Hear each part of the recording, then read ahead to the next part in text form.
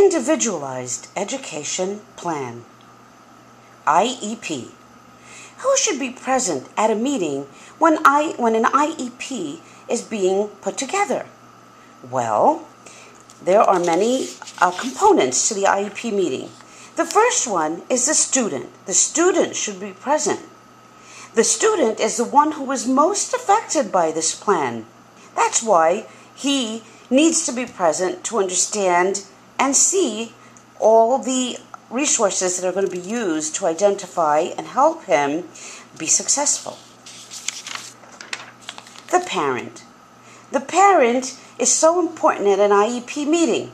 This person, the parent, is speaking in the interest of his child, of his or her child, the student. Parents should always be there. In addition, the general education teacher. Well, the general education teacher is an important component. This general education teacher is the person who is driving the curriculum.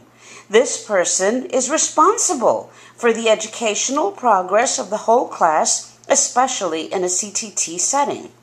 So the general education teacher should be there. The special education teacher is also a very important person. This person works very closely with the student and identifies specifically the needs of that student. In addition, we invite the district rep.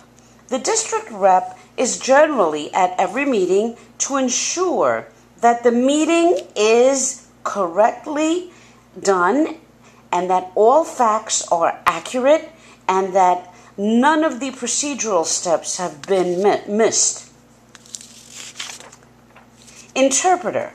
An interpreter is necessary, especially in the event of a language barrier. When the parents or the student speaks another language, then definitely the interpreter is the most important piece that should be present. Now, there are other people who are invited to the IEP meeting. For instance, principals are invited to the IEP meetings.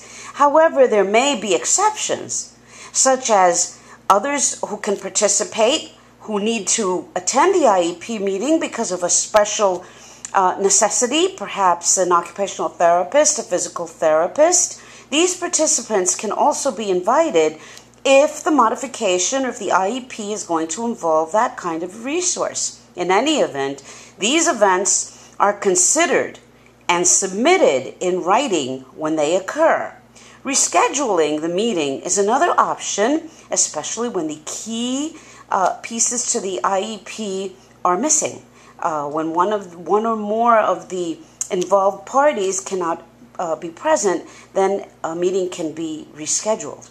And also remember that sometimes there are people who may not be present, some people who may be present. As long as it's in writing and submitted in writing, then the IEP meeting can continue. Thank you.